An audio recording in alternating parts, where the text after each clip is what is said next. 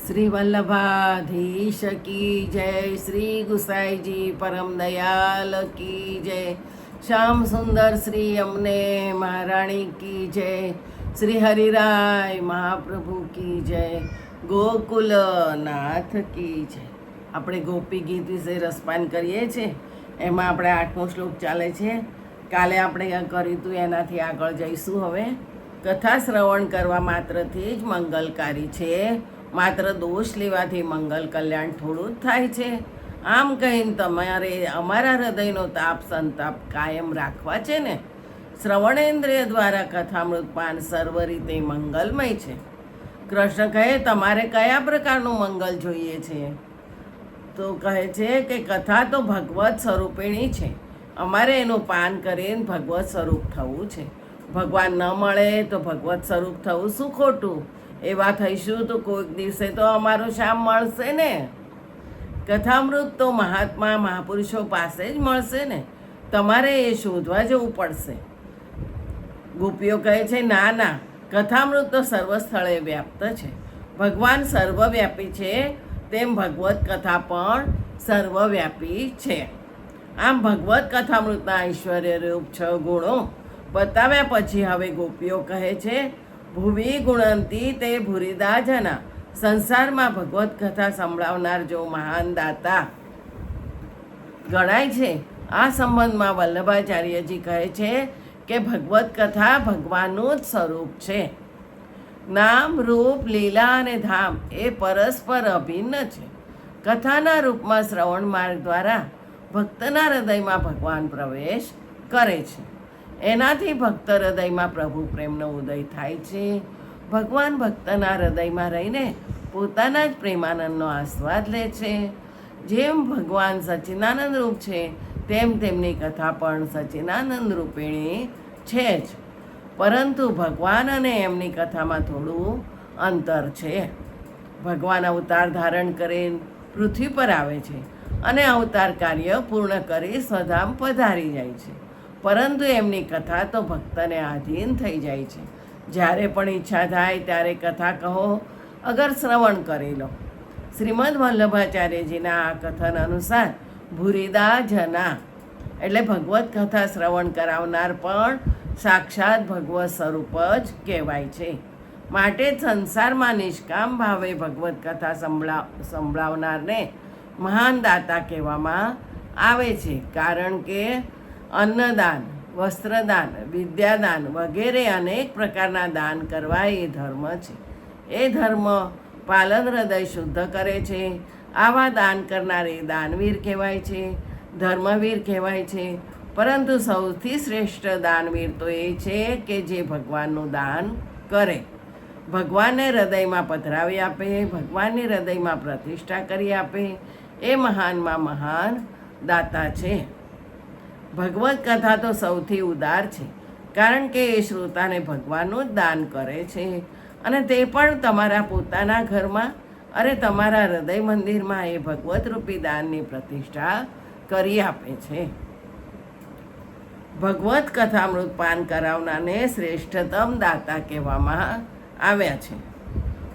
ભગવત કથાનો મહિમા ગાતા ગાતા ગોપીઓ શ્રી કૃષ્ણને વળી કહે છે કે તવ કથામૃતમ, તમે આજ સુધી અમારી સાથે વાતચીત કરી, તમારા અધર ઓઠમાંથી મુખમાંથી જે મધુર વાણીરૂપ રસ વહાવ્યો એ જ ખરેખર અમૃત છે. હવે જો બીજા માનવીઓ તમારી લીલા ચેષ્ટા સંબંધી ચર્ચા કરે તો જજો કથામૃત કહેવાય છે. તો પછી તમારા પોતાના જ શબ્દરૂપ, તમારા જ સ્વમુખથી ઝરી રહેલા મધુર વાણીરૂપ અમૃતની વાત તો શું કહેવી?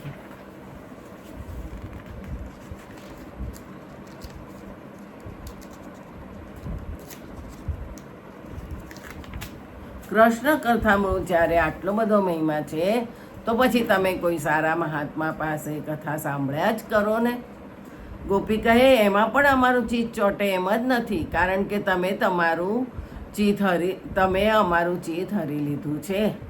કૃષ્ણ, મેં ક્યાં તમારું ચિત્ત લઈ લીધું છે? એ તો તમારી પાસે જ છે. હવે આવ્યો 10મો શ્લોક.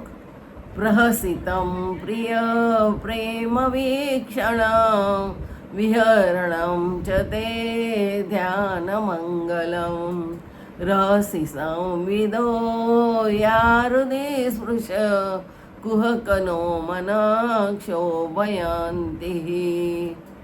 પ્રિય પ્રવસિતમ પ્રેમ વીક્ષણમ.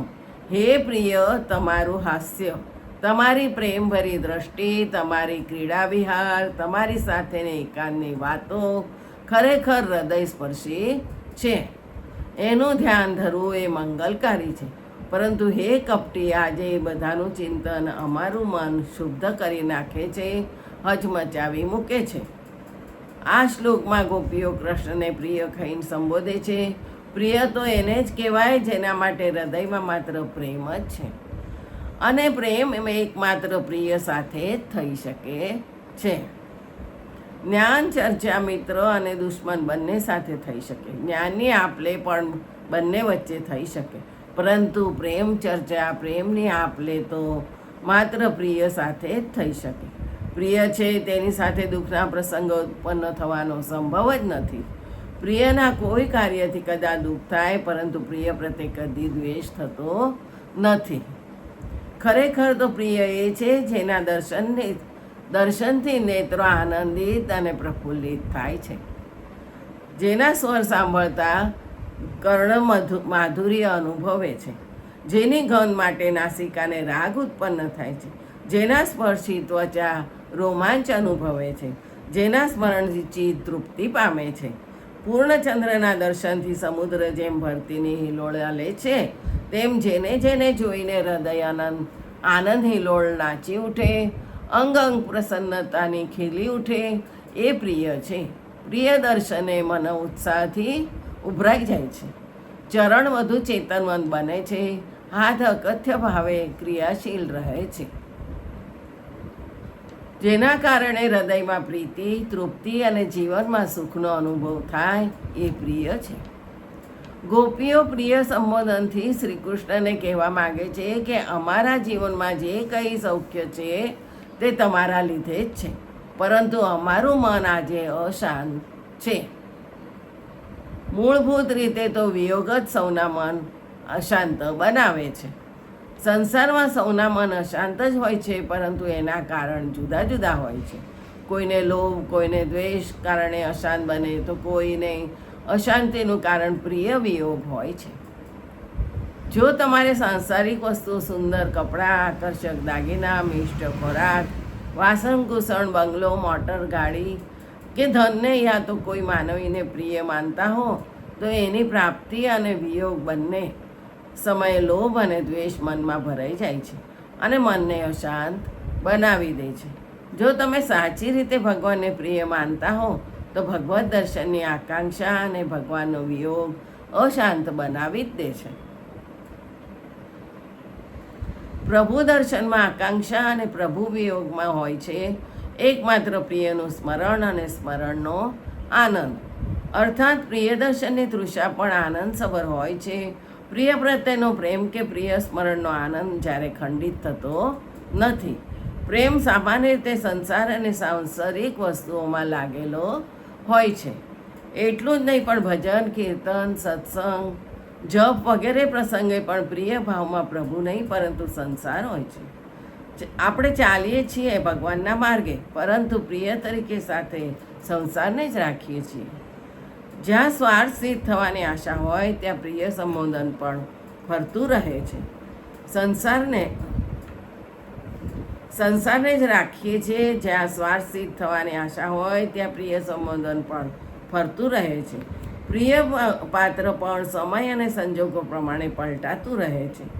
સંસારમાં જ્યારે અનેક આપણા પ્રિય થાય છે, અનેકને આપણે પ્રિય બનાવીએ છીએ, તેનો અર્થ એ થયો કે આપણા પ્રિય તો ખરેખર કોઈ જ નથી. સ્વાર્થ હોય સદાય ત્યાં સુધી પ્રિય, અને પછી કંઈ જ નહીં. પ્રિય સંબોધન આપણા માટે ખરેખર આડંબર બની જાય છે.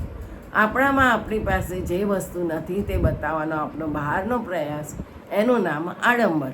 સ્વાર્થહીન પ્રિય સત્ય છે. સ્વાર્થ સહિતનું પ્રિય એ પ્રેમનો આડંબર છે.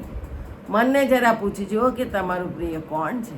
તો સ્ત્રી, પુરુષ, મિત્ર, શરીર, સુખ, ભોગ, લક્ષ્મી, વૈભવ, માન, અભિમાન એમાંથી તમારું પ્રિય કોણ છે? આમાંનો કોઈ પ્રિય હશે તો એની પાછળ લોભ અને દ્વેષ હશે જ. પણ જેણે ભગવાનને પોતાનો પ્રિય બનાવી લીધો છે એને માટે તો સંસાર સત્વવિહીન નિરસ બની જાય છે. ભગવાનમાં જેની પ્રિયતા હોય છે, થાય છે, એને ભગવાન પોતાની તરફ આકર્ષે છે અને ભગવાનમાં પ્રિયતાનો સંબંધ જોડાતો લોભ છૂટી જાય છે. સંસારની વાસના છૂટી જાય. ભગવાનને પ્રિય કહીને બોલાવા એ કંઈ સહેલી સામાન્ય વાત નથી.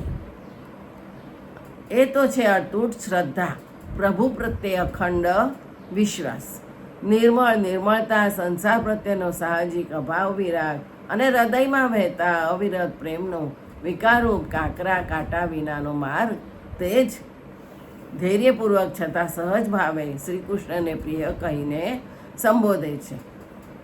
આ માર્ગે ચાલીને તો ગોપીઓ મધ્યરાત્રિએ વ્રજમાં વ્રજરાજ કિશોરની સન્મુખ આવી ગઈ છે. પ્રિયતમના ગુણોના ભૂતકાળમાં થયેલા અનુભવમાંથી હૃદયમાં ઉત્પન્ન થયેલા એકાંત ભાવનું સ્મરણ છુપાયેલું છે. અહીં ગોપીઓ એ ભાવના વ્યક્ત કરે છે. પ્રિય પ્રહસિતમ ધ્યાન મંગલમ, પ્રહસિતમ હૃદય સ્પૃશ, પ્રહસિતમ નો મન શોભયંતી શ્યામ પ્રિય. તમારી અમારી સાથેનું સમક્ષનું હાસ્ય યાદ આવે છે અને અમે જાણે એમાં જ હાસ્યમાં ડૂબી જઈએ છીએ. ગોપીઓ એમ કહે છે કૃષ્ણને કે અમને એ બધું યાદ આવે છે.